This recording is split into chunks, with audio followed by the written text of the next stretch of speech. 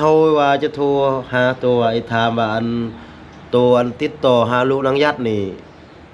ติดต่อทางใด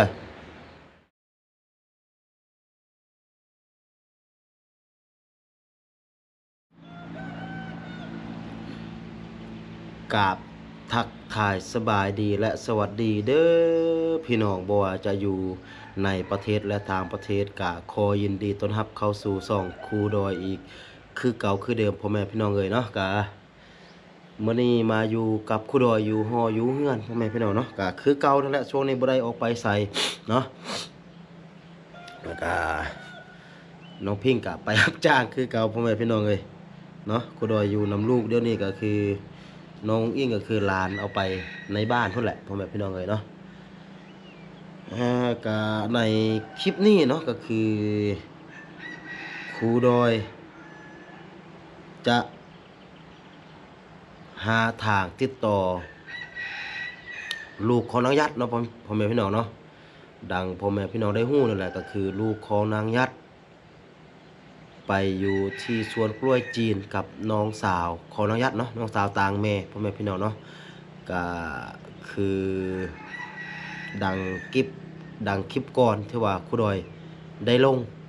ก็คือมีผู้ใหญ่ใจบุญเพิ่นมาแต่ออสเตรเลียเนาะเพิ่นก็ฝากเงินมานำครูดอยนิดน้อยหนึงเนาะก็อยากให้ครูดอยนี่ไปซื้อก็คือเป็นประเภทข้าวป่าอาหารแห้งเป็นประเภทยำๆเป็นประเภทป๋องป่าแบบนี้นะไปให้กับลูกนางยัดพ่อแม่พี่น้องเอ้ยเนาะแต่ว่าลูกของนางยัดเนี่ยอยู่ไกลพ่อแม่พี่น้องคือเดือนแล้วที่ว่าครูดอยกับบ่าวลีบ่าวดำได้ไปหาน้องอูน้องอินเนาะ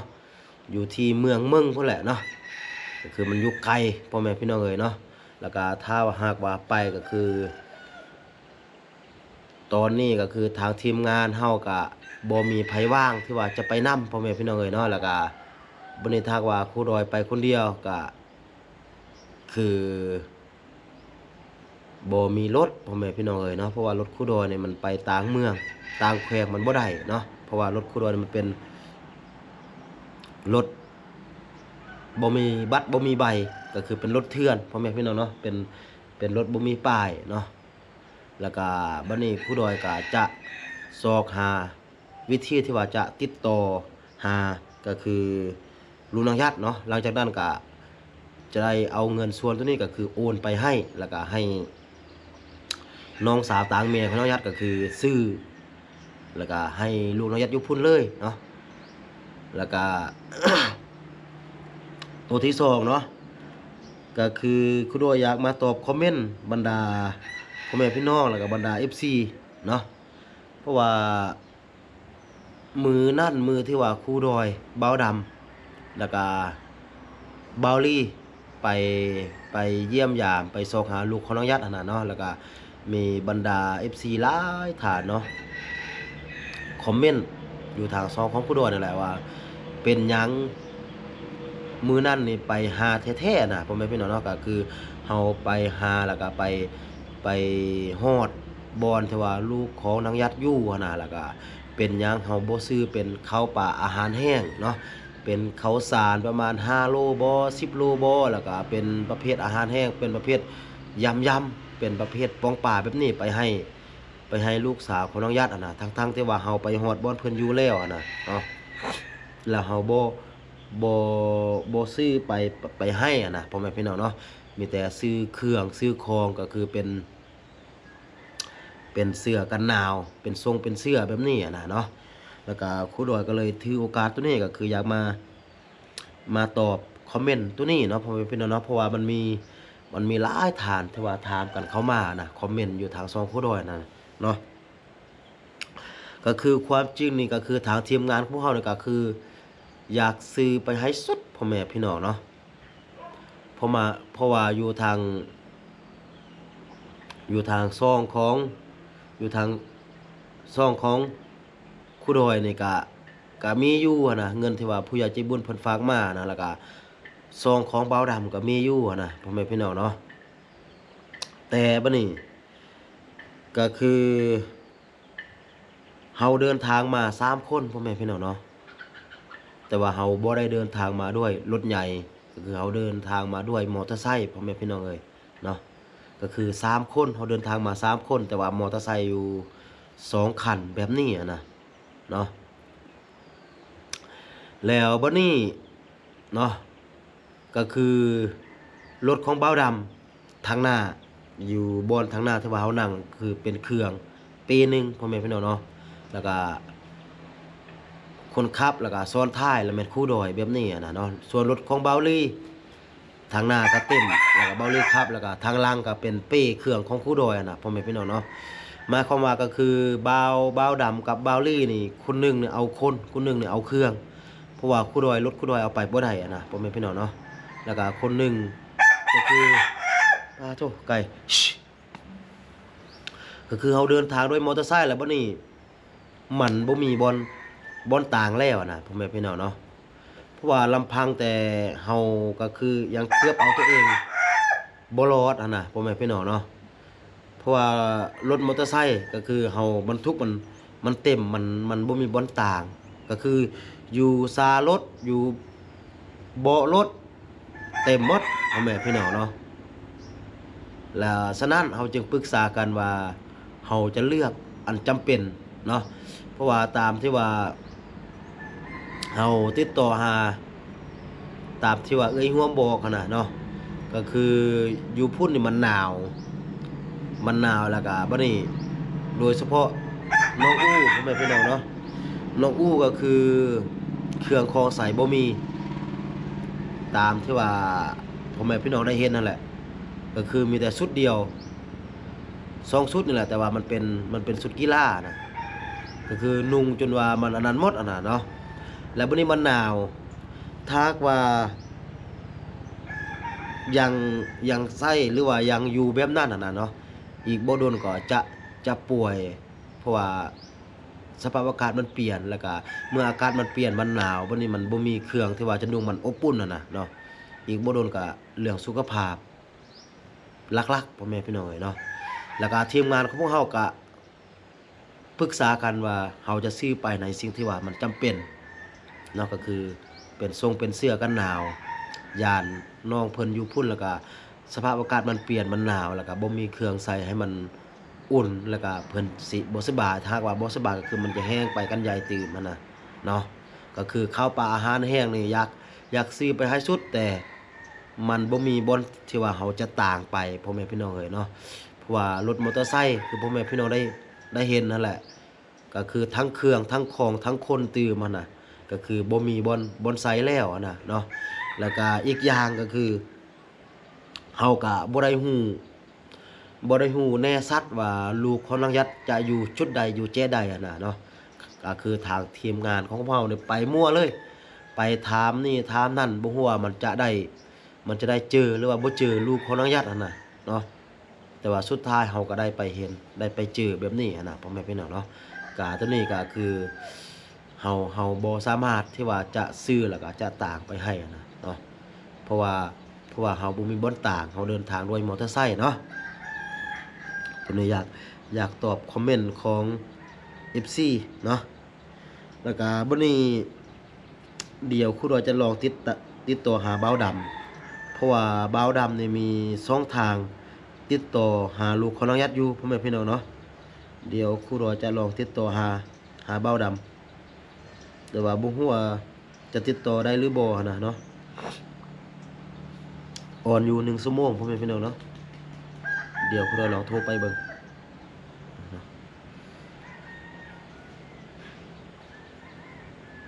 เพราะว่าถ้าติดต่อได้แล้วก็ครูดอยก็จะเอาเงินส่วนตัวนี้ฝากไปให้อะนะ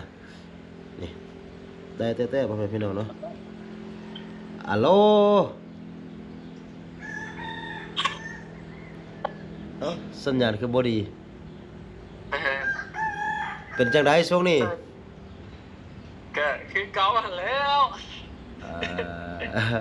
อัดคลิปอยู่ได้นี่ต้องไปได้ก็ได้ฮะอัดคลิปอยู่ได้นี่ โอ้ย ไปทางใดช่วงนี้เฮ็ดหยังอยู่เฮือนอยู่ซื่อน่ะบ่ได้ไปไสวะๆมีเวียกยอกเวียกย่อยก็หาเฮ็ดเวียกยอกเวียกย่อยอยู่เฮือนนี่ล่ะอ๋อโอ้ขับรถออกไปทางไหน ดีดีดี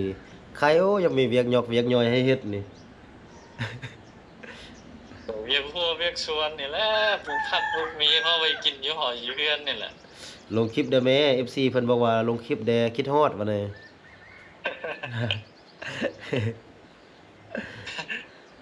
ช่วงนี้บ่ค่อยได้ลงคลิปมาได้ว่าเป็นเดือนละตั้ง แม่ แต่ น เข้าปีใหม่มานี่หาลงคลิปไปคลิปเดียวอันนั้นก็บ่ได้จับกล่องบ่ได้ถ่ายเลยตั้งแต่แยกกันอันไปหลวงน้ำทาน แม่นแม่นเฮาก็คือกันนะมาอยู่เฮือนก็เมียไปรับจ้างดูเมียไปจ้างทุกมื้อดูเดี๋ยวนี้อะ อ่า เมียไปจ้างเด็ดมักเพชรกับเด็ดมักทั่วอยู่สวนจีน แล้วเฮาก็อยู่น้ำลูกอยู่เฮือนบ่ได้ไปไสเลย โอ้โทรเห็นคักแท้เมียไปจ้าง เปลี่ยนกัน มีบอลเมียเฮ็ดนั่นมีบอลรับจ้างอำนั่นแนะนำได้แม่ ก็อยู่พี่นี่เขาไปหยังว่าอันนั้นมีแล้วว่าเขาไปอันนั่นอยู่สวนจีนนั่นแหละไปอันเด็ดมักทั่วกับเด็ดอันมักเพชรมือหนึ่ง200,000กีบเขามาเขา ไปอยู่เด้อ เขามาฮับมาส่ง โอ้ทางแท้นั่นน่ะ ก็ทั่วเรืองเขาก็อันนั้นโลหนึง2,000 อ่ะ เออ กันลายก็ได้ลายอ่ะ นั่นแหละ แต่ว่าเฮานี่ไปคนหนึงต้องได้อยู่กับลูกหั้นน่ะบ่มีพายุนำลูกลูก อ่าเอาสมือนี่ก็คือกันเนาะเดี๋ยวแลนไปแลนมาตลอดมือหนึ่งไปน้ำยาวสองมือมาทิ้งแก้วใช่ ยุ่งยากเนาะเดี๋ยวนี้เนาะเฮ็ดหยังก็ยุ่งยากเนาะ แม่เนาะ อันเฮาว่าจะโทรหาตัวไอ้ถามว่าอันตัวอันติดต่อหาลูกนางยัดนี่ ติดต่อทางใด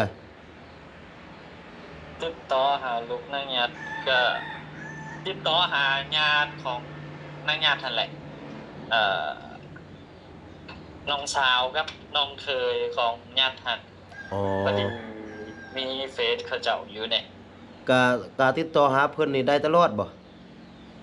เป็นบางช่วงเพอเพิ่นก็บางช่วงก็มีเน็ตบางช่วงก็บ่มีเน็ตนะ อ๋อบ างทีเฮาทักหาเพิ่นมื้อนี้ก็อีกประมาณอาทิตย์หนึงเพิ่นจึงสิมาตอบใช่นะ โอ้โหโดนแต่ว่า ก็ได้ใช้ความอดทนพยายามสู้เติมในการรอค่ะก่อนที่ว่าสิได้ข่าว อ๋อ แล้วช่วงนี้ก็บ่ค่อยได้ติดต่อหาเพิ่นละมีแต่ตั้งแต่ตอนนั้นเพิ่นก็เข้าไปแล้วบ่จัวเพิ่นนั่นแหละก็กลับมาเฮาก็ส่งเงินไปให้เพิ่น300,000เนาะซอยอ่าค่ากินค่าอยู่ของลูกนางยัดเลยลูกสาวลูกชายของเพิ่นหั่น อ๋อ นั่น เฮาก็อันนั้นคือกันนะก็มื้อนั้นอันผู้ใหญ่ใจบุญเพิ่นลูกออสเตรเลียมาหั่นน่ะเพิ่นมาหาอยู่เฮือนนี่น่ะเพิ่นก็ฝากเงินนำเฮาน้อยหนึงหั่นน่ะอยากให้ซื้ออันเป็นประเภทข้าวปลาอาหารแห้งไปให้หั่นน่ะแล้วก็เฮาไปแล้วมันก็ไกลหั่นน่ะแล้วก็อยากได้ช่องทางติดต่อแล้วก็จะฝากเงินไปให้หั่นน่ะเพื่อเป็นค่าอยู่ค่ากินของน้องอูน้องอีนนั่นแหละ อ่า เพราะ มีเฟซเขาเจ้าบ่ บ่มีนะจึงอันโทรหาตัว เดี๋ยวส่งให้ เอามีอยู่เคยติดต่อหาเขาเจ้าอยู่3-4เทื่อเนี่ยแหละตอนเฮาสิไปก็ติดต่อหาเขาเจ้านั่นแหละถามทางนั้นไปก็ อืมอืมอืม เดินทางไปเองเลยแม่คันสะดวกไปนี่ ก็อยากไปอยู่อยากไปแต่ว่ามันถ้าไปคนเดียวเฮาก็ย้านนั่นน่ะหรือว่าไปนํกัน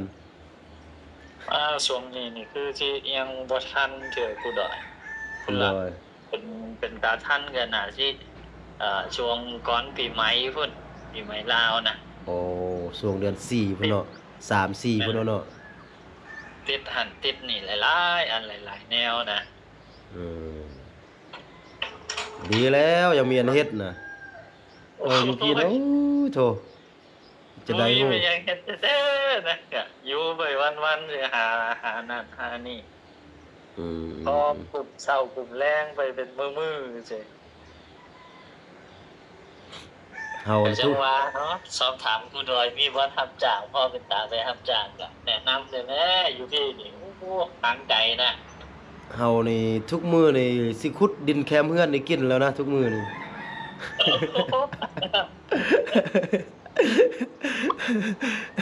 มื้อหนึงดินแคมเฮือนนี่สิหมดแล้วสิขุดกินทุกมื้อเลย ชอบบ่อปลายอยู่ทางหลังเฮือนน่ะไอ้ เอ้ย เป็นในกิจการเลี้ยงปลาเลี้ยงกบช่วงนี้บ่ได้เคลื่อนไหวอะ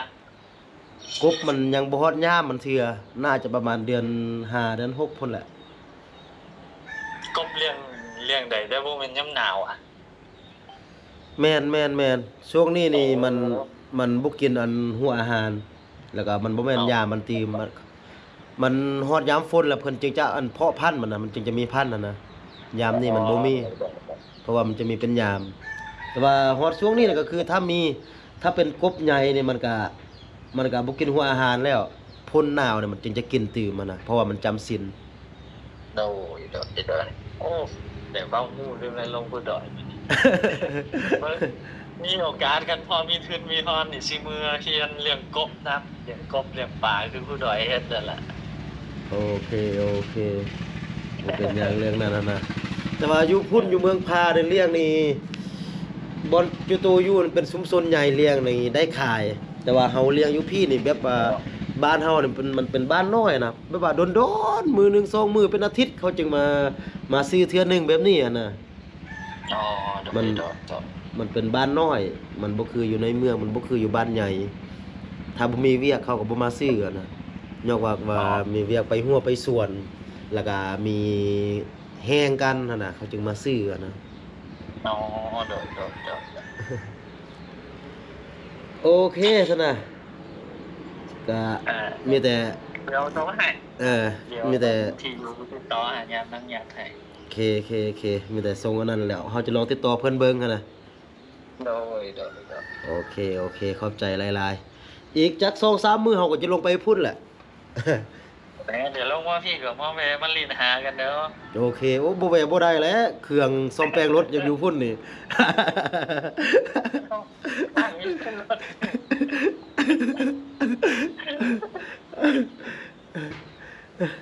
โอเค โอเค บายบาย อ่า ก็ดนโทรหากันเทื่อหนึงแบบนี้พ่อแม่พี่น้องเอ้ยเนาะเดี๋ยวลองทาให้อันบ่าวดำส่งอันเฟซเนาะเฟซอันก็คือน้องสาวน้องเคยของน้องยัดเนาะมาเบิ่งแล้วก็ครูรอยจะลองติดต่อหาเบิ่งว่ามันสิได้หรือว่าบ่ได้อะนะพ่อแม่พี่น้องเนาะ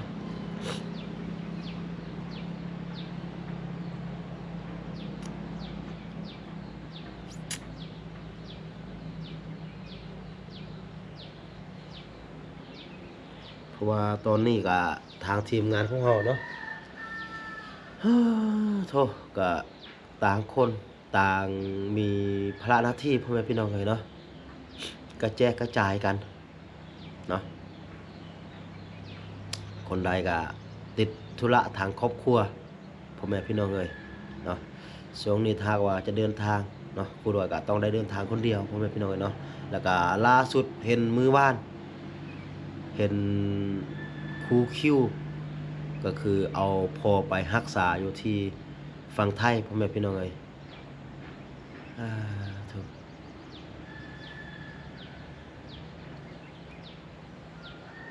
ส่งมาแล้วพ่อแม่พี่น้องเอ้ยเนาะคำแพงบัวขาวโอเคขอบใจหลายๆเป็นภาษาลาวคำแพงบัวขาวเดี๋ยวครูดอยจะลองนั่นเพิ่นเบิ่ง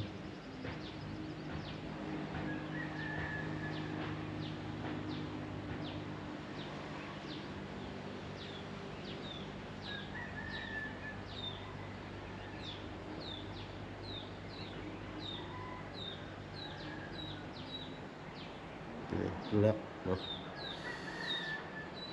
เห็นเป็นที่เรียบร้อยเนาะเฟซ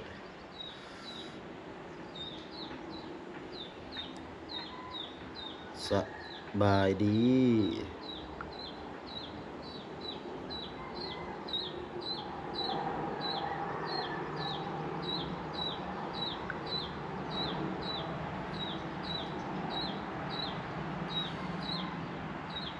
ทักไปเรียบร้อยพ่อแม่พี่น้องเนาะนี่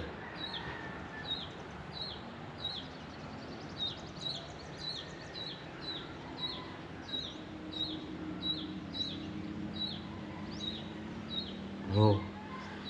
คือซิเมนจังบ้าวดำว่าพ่อแม่พี่น้องเนาะก็คือทักไปมื้อนี้น่าจะเป็นมื้ออื่นมื้อฮือหรือว่าเป็นอาทิตย์เพิ่นสิตอบมานะพ่อแม่พี่น้องเนาะเพราะว่าเวียกอยู่สวนกล้วยนี่เฮาเฮ็ดเวียกนำจีนก็คือมันบ่มีเวลาที่ว่าจะเล่นโทรศัพท์เนาะบางเทื่อก็ไปมันบ่มีสัญญาณแบบนี้นะพ่อแม่พี่น้องเนาะก็ต้องได้รอท่าพ่อแม่พี่น้องเนาะรอท่าจนว่าเพิ่นตอบมาแล้วก็ครูดอยจึงจะติดต่อไปอีกเทื่อนึงหันน่ะเนาะเพราะว่าอยู่ที่สวนกล้วยจีนนี่ครูดอยฮู้อยู่ว่าหน้าเวียกมันเป็นแนวใดเพราะว่าครูดอยเคยผ่านพ่อแม่พี่น้องเนาะตอนที่ว่าครูดอยไปเรียนต่อนะกลับมาก็คือจีนเพิ่นกำลังเข้ามาเฮ็ดสวนกล้วยอยู่ทางฝั่งลาวนะก็คือเวียกทุกหน้าเวียกทุกอันที่ว่าอยู่สวนกล้วยจีนเพิ่นเฮ็ดอันน่ะก็คือครูดอยผ่านมาเบิดพ่อแม่พี่น้องเนาะเพราะว่าครูดอยไปเฮ็ดอันน่ะเนาะนับตั้งแต่ทางปลูกกล้วย ดูแลกล้วย แล้วก็ใส่ปุ๋ยฉีดยาแล้วก็ตัดแล้วก็ล้างกล้วยนะพ่อแม่พี่น้องเนาะก็คือครูดอยผ่านมาเบิดเวียกเกี่ยวกับสวนกล้วยจีนเนาะก็คือทุกเวียกนี่ครูดอยฮู้หมดเนาะเพราะว่าครูดอยเคยเฮ็ดเนาะเคยเฮ็ดตอนนั้นนะเพราะว่าถ้าบ่เฮ็ดก็คือบ่รอดก็คือเฮียนก็คือต้องได้ส่งตัวเองเฮียนนะพ่อแม่พี่น้องเนาะแม่เป็นพญาติเนาะแล้วก็อ้ายน้องก็คนใดก็คือกันต้องได้หากลุ่มตนเองนะเนาะฉะนั้นครูดอยจึงฮู้นะว่าเวียกสวนกล้วยจีนว่ามันจะมีเวลาตอนใดบ่มีเวลาตอนใดแล้วก็ถ้าหากฮอดโมงเฮ็ดเวียกแล้วก็มันจะเป็นแนวใดครูดอยจึงฮู้ค่อนข้างละเอียดเติบเนาะโอเคเนาะสำหรับคลิปนี้ก็จะประมาณนี้พ่อแม่พี่น้องเนาะเดี๋ยวถ้าหากว่าน้องสาวกับน้องเคยของน้องยักษ์ติดต่อครูดอยมาแล้วก็ครูดอยจึงจะโอลมน้ำเพิ่นแล้วก็รายละเอียดเป็นจะได้แล้วก็เฮาค่อยไปติดตามน้ำกันเนาะแล้วก็จึงจะฝากเงินส่วนที่ว่าผู้ใหญ่ใจบุญเพิ่นฝากมาแล้วก็ไปให้ลูกสาวกับลูกชายของน้องยักษ์เนาะความจริงครูดอยก็อยากไปเองสุดพ่อแม่พี่น้องเนาะแต่ว่าการเดินทางก็คือมันไกลเนาะแล้วก็ทางมันค่อนข้างเปรี่ยวแล้วก็ทางนั้นก็มีคนลิ้นยาลายเนาะตามที่ว่าครูดอยไปเห็นตัวจริงนะเนาะแล้วก็ไปคนเดียวแล้วก็อีกอย่างก็เดินทางด้วยมอเตอร์ไซค์เนาะแล้วก็รถครูดอยก็ไปต่างแขวงต่างเมืองบ่ได้นะเพราะว่ามันเป็นรถเถื่อนนะคือครูดอยได้บอกกับบรรดาพ่อแม่พี่น้องนั่นแหละเนาะเพราะว่าช่วงนี้นี่เพิ่นลงตั้งด่านหลายบอนหลายที่เติบเนาะมันบ่คือแต่กี้แล้วนะเนาะก็คือเดี๋ยวนี้นี่มีด่านตำรวจหลายบอนเติบเนาะแล้วก็ถ้าหากว่าไปก็ญาติเพิ่นจะยึดรถครูดอยไว้นะพ่อแม่พี่น้องเนาะแล้วก็ครูดอยก็จะบ่มีรถขี่ไปทำมาหากินนั่นแหละพ่อแม่พี่น้องเอ้ยเนาะแต่ว่าขี่อยู่แถวเขตบ้านเฮานี่ก็บ่เป็นหยังพ่อแม่พี่น้องเอ้ยเนาะก็ต้องขอโทษขออภัยนะถ้าหากว่าเสียงของครูดอยมันอาจบ่แจ้งก็คือครูดอยก็ยังเป็นหวัดเนาะเป็นไข้เป็นหวัดแต่ว่าไข้นี่ก็ดีขึ้นแล้วเนาะยังแต่เป็นหวัดน้อยนึงเดี๋ยวนี้เนาะโอเคสำหรับคลิปนี้ก็จะประมาณนี้เนาะสุดท้ายก็ขออวยชัยให้พรให้หมดทุกคนที่ว่าเข้ามาเบิ่งคลิปนี้จงอยู่ดีมีแฮงอยู่ดีมีสุขเนาะคิดสิ่งใดปรารถนาสิ่งใดก็ขอให้สมดังใจปรารถนาสำหรับคลิปนี้ครูดอยต้องขอตัวลาไปก่อนเนาะสบายดี